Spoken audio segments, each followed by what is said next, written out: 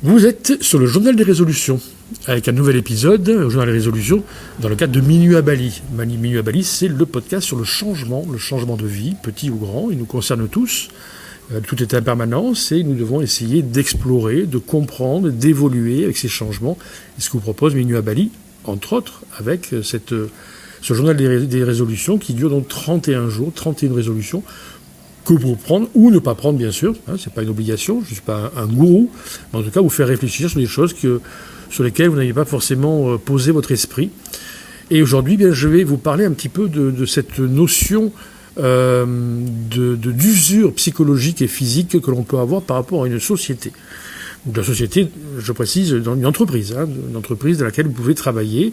Et cette entreprise vous demande de véhiculer des valeurs, d'aller voir des prospects, des clients, en véhiculant des valeurs, et puis en vous investissant, en demandant de tous penser et parler le même langage. Et je vais essayer de vous montrer un petit peu les effets que ça peut avoir et la réflexion que l'on peut avoir dessus. Donc je ne vais pas parler d'une entreprise particulière ou de parler de manipulation au sens pénal du terme, mais je vais essayer de commencer par prendre des dispositifs publics. Donc vous pouvez les retrouver sur Internet par exemple, et essayer de vous expliquer comment les sciences sociales montrent que ces dispositifs peuvent fabriquer de l'engagement vis-à-vis de ses salariés. Ça peut être particulièrement usant et fatigant, et pourtant on garde le sourire. Tout ça, c'est au prix d'une usure psychologique et physique. Et pour que ça soit concret, que ça soit précis, je vais vous prendre l'exemple d'un groupe comme L'Oréal. Voilà. C'est une multinationale emblématique, ils font des produits sympas, en tout cas sur le papier, je ne l'ai pas essayé personnellement, en tout cas la communication a l'air bien, a l'air intéressante. C'est un groupe qui est très structuré sur la culture, la formation, l'engagement des salariés, et sur ce point, on a des phrases très explicites dans leur publication, qui, si on commence à voir de plus près, on commence à comprendre un petit peu cette notion de manipulation. Dans ce rapport annuel, L'Oréal écrit noir sur blanc que 90% des employés sont engagés dans la clé de la performance. Autrement dit, des employés engagés égale un levier central de performance. C'est écrit dans leur rapport annuel.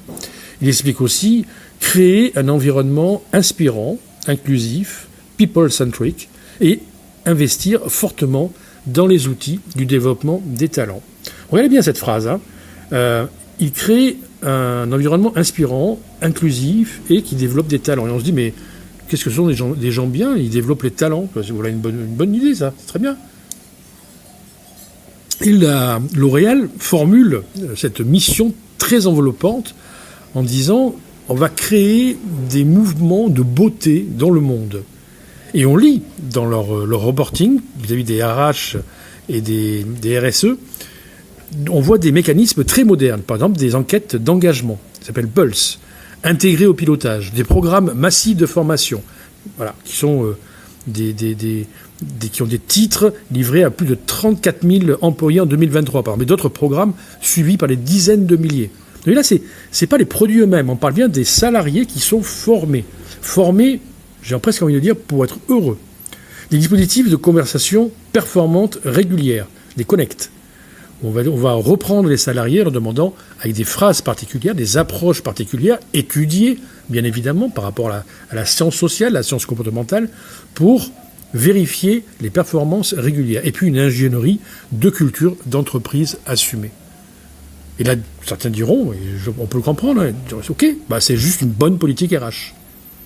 Sauf que les sciences sociales nous disent qu'une partie de ces dispositifs, c'est pas neutre. Il existe en effet un concept extrêmement utile pour comprendre ça. Ça s'appelle le contrôle normatif. Ce contrôle normatif, alors si on prend une définition issue des travaux de Guidon Kunda, je ne sais même pas si je le dis bien, mais en tout cas, c'était pour montrer que ça venait pas de nulle part, ça décrit le contrôle normatif comme ceci. La tentative d'obtenir les efforts requis des membres en contrôlant leur expérience, pensée et sentiments. Enlever les membres par salariés, ça revient à la tentative d'obtenir des efforts requis des salariés en contrôlant leur expérience, leurs pensées et leurs sentiments. On traduit ça comment ? On traduit ça en disant, au lieu de vous contrôler uniquement par des règles et des sanctions, on cherche à vous faire vouloir ce que l'organisation veut. Et là, on rentre dans un territoire glissant. la frontière entre motivation saine et manipulation. J'ai presque envie de dire entre ce que vous devez et ce que vous voulez. Vous voyez ce que je veux dire ? Devoir, par votre engagement, vous devez à la société, à l'entreprise quelque chose, et on va le transformer en... Non, c'est pas, vous le devez pas, hein, vous le voulez. Et on va créer donc une boîte à outils qui va fabriquer l'adhésion. La psychologie sociale est formelle. Notre identité est en partie sociale. On se définit par nos groupes. Voilà, c'est la base de la théorie de l'identité sociale. Donc dans une entreprise construit un récit, elle va aller sur des identités sociales. Ce n'est qu'une entreprise, une société qui vend en l'occurrence pour L'Oréal par exemple, des produits de beauté. Mais l'entreprise va construire un récit. D'abord, elle va dire, nous sommes une communauté. Nous avons une mission. Nous faisons partie de quelque chose de plus grand. Et ensuite, elle active un levier profond, l'appartenance. Le problème, quand votre besoin d'appartenance est capté par l'organisation, vous pouvez finir par confondre votre valeur personnelle et votre place dans l'entreprise. Vous voyez, quand je vous dis ça, je pense presque à une religion. Parce qu'on pourrait dire la même chose sur une religion. Nous sommes une communauté, nous avons une mission, nous faisons partie de quelque chose de plus grand, nous avons un levier d'appartenance. Ça peut ressembler très fortement à une religion. Et la conformité, c'est quand le groupe pousse à dire oui. Un philosophe et psychologue a montré à quel point on peut se conformer à un groupe, même contre l'évidence, juste parce qu'on ne veut pas être celui qui casse l'unanimité. Dans l'entreprise, ça ressemble à des réunions où tout le monde acquiesce. Ouais, c'est vrai, ils ont raison. On ne donne pas forcément le choix. Et encore une fois, toutes les phrases sont dites pour que vous puissiez adhérer. Les rituels aussi, où l'enthousiasme est attendu. Hey, le matin, bonjour. Il y a même des gens qui ont ce poste-là, d'happiness manager par exemple, qui viennent vous voir tous les matins en disant « Ouais, on est les meilleurs, on va y arriver ». Ça peut être plus léger, tout pour L'Oréal, qu'ils ont quand même un groupe qui ont fait des longues études comportementales pour pouvoir faire adhérer aux salariés leur idée de ce que c'est qu'une communauté engagée. Et puis il y a des codes implicites. Ici, on est positif.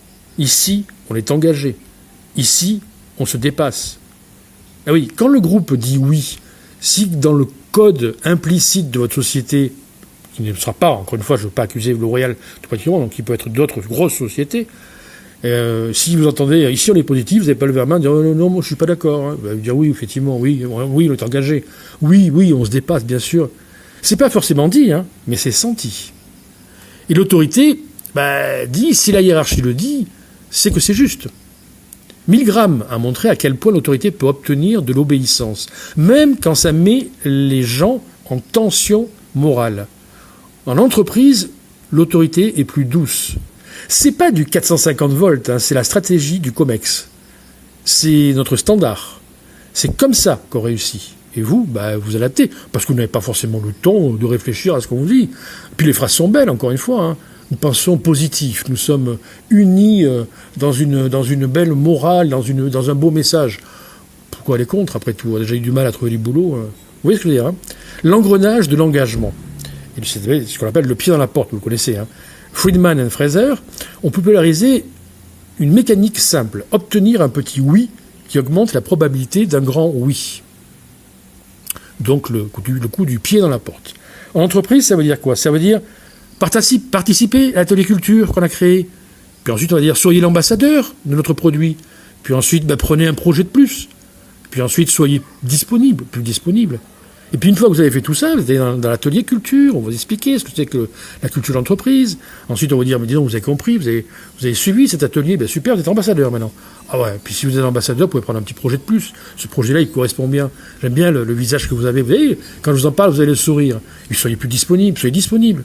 Et à la fin, vous vous dire, mais c'est fou, vous incarnez la maison, vous êtes la maison. Et à chaque étape, c'est présenté comme logique, naturel dans votre développement. On ne parle pas de vous, encore une fois, on parle de l'entreprise, mais de vous par rapport à l'entreprise. Festinger explique un mécanisme redoutable. Quand nos actes et nos doutes se contredisent, on réduit l'inconfort, souvent en ajustant nos croyances. Ça, c'est vrai pour tout, c'est vrai pour toute chose. Donc quand nos actes et nos doutes se contredisent, on réduit l'inconfort, souvent en ajustant nos croyances. Donc, plus vous donnez du temps, de l'énergie, des soirées, des week-ends, de votre santé, plus votre cerveau a intérêt à conclure que ça vaut la peine. Vous n'êtes pas un lapin de 4 semaines, à un moment donné, vous savez, vous êtes grand, vous êtes adulte, hein. Vous n'allez quand même pas revenir en arrière en disant mais je suis complètement fou, je suis complètement folle de donner autant de temps, d'énergie pour des valeurs qui en finalité ne sont pas forcément les miennes. Non, ça vaut la peine. Sinon ça voudrait dire je me suis fait avoir. Je me suis fait avoir, ça ne va pas dans ce que vous pensez, dans ce que vous êtes. Donc non, ça fait mal de se penser à ça. Là-dedans, il y a aussi la théorie de l'autodétermination qui était là aussi développée par Deci et Ryan, qui montre que l'humain est porté par 3 besoins psychologiques: autonomie, compétence et lien social. Les organisations modernes essaient d'alimenter ces 3 besoins. Autonomie apparente, hey, vous êtes entrepreneur de votre rôle. Compétence, la formation massive, certification, parcours. On va continuer. Dès que vous pensez être compétent, on va vous rajouter encore un petit truc, une nouvelle chose, de façon à avoir l'impression de vous upgrader systématiquement. Et puis sur le lien social, bien sûr, la culture, la communauté qui est là, qui est présente, culture d'entreprise, par exemple. Et quand c'est bien fait, vous ne bossez plus pour la boîte. Vous bossez pour l'image de vous-même que la boîte active. Vous êtes compétent, utile, reconnu, appartenant à quelque chose. Et vous avez besoin d'appartenir à quelque chose. Et c'est précisément pour ça que c'est efficace. Il existe un effet classique de cette notion d'être efficace et surtout de l'effet vous êtes indépendant, vous êtes autonome, mais on vous regarde. Il existe un effet classique. Voilà. Les gens changent leur comportement quand ils savent qu'ils sont observés. C'est l'idée même des études d'histoire, même si les études d'historique sont discutées sur l'effet Hanlon Thorne. Mon accent est pourri, mais je vais vous expliquer. En entreprise, ce n'est pas forcément clair ce que je viens de dire. En entreprise, entre les KPI, les outils, les feedbacks, les enquêtes d'engagement, la boucle est simple. Ce qui est mesuré devient la norme, et la norme devient une pression. C'est plus clair ? Donc, cette mesure d'observation que l'on installe dans une société, cet effet que vous êtes seul, indépendant, mais on vous regarde, avec ces feedbacks, ces outils, ces comptes rendus que vous devez faire, même si on vous fait confiance, bien sûr, eh bien, ça devient la norme. Et la norme devient une pression. Et puis, bien sûr, il y a le travail émotionnel, sourire, être corporate, encaisser. Et là-dessus, il y a aussi, vous voyez, il y a plein d'études sur le sujet, c'est pas quelque chose qui sort du chapeau. Il y a Hochschild qui a théorisé le travail émotionnel, gérer ses émotions comme une partie du job, produire un effet chez autrui, chez vous. Là, il va falloir gérer ses émotions. Il y a des fois où on n'a pas envie d'aller bosser, il y a des fois où on tombe sur des clients qui sont pénibles, il y a des fois où on tombe sur des projets qui ne nous plaisent pas. Et bien c'est à nous de gérer nos émotions. Et c'est dans la culture très positive, très engagée, que le travail émotionnel explose. Il va falloir faire semblant d'aller bien, se montrer motivé, afficher l'enthousiasme, absorber les tensions. Et à force, on le paye. Et ça coûte cher. Encore une fois, on l'a vu au début. Ça coûte cher, mais il n'y a pas de quoi se plaindre, parce que les autres le font aussi, et qu'on fait partie d'une communauté, et qu'on est heureux d'être là. Soyons lucides, le but principal d'une entreprise commerciale, c'est la performance durable. Croissance, marge, part de marché, valorisation. Et elles le disent elles-mêmes, quand elles relient explicitement engagés salariés et performance. Un outil de cohérence interne, un outil d'attraction, un outil de productivité, plus d'efforts volontaires, un outil de rétention.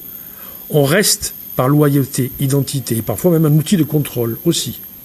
Encore une fois, ça peut être vertueux ou toxique, selon l'intensité et l'équilibre. Rappelons encore une fois, le but d'une entreprise, quelle qu'elle soit, c'est la performance durable. C'est la croissance, les marges, le part de marché, la valorisation.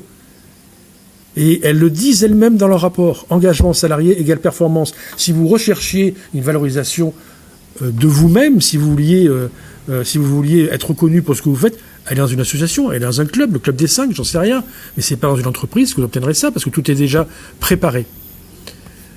Je pourrais continuer comme ça. On pourra peut-être même faire d'ailleurs un podcast plus long sur le sujet. Je voulais juste vous rappeler l'importance d'être en éveil par rapport à votre travail. Bien sûr qu'il faut faire son maximum, bien sûr qu'il faut donner et tenir ses engagements, bien sûr, professionnels. Vous avez été engagé dans un poste et essayer d'être le plus performant possible, mais ne jamais oublier les raisons pour lesquelles vous devez être performant les raisons pour lesquelles vous faites votre travail et les raisons pour lesquelles vous perdez votre âme. Parfois, vous êtes fatigué, vous êtes usé. Ce n'est pas parce que vous êtes mauvais, hein. C'est pas parce que vous n'êtes pas performant ou moins performant. Vous faites partie de la machine, vous faites partie du système. Et ne jamais oublier que vous pouvez aussi en sortir.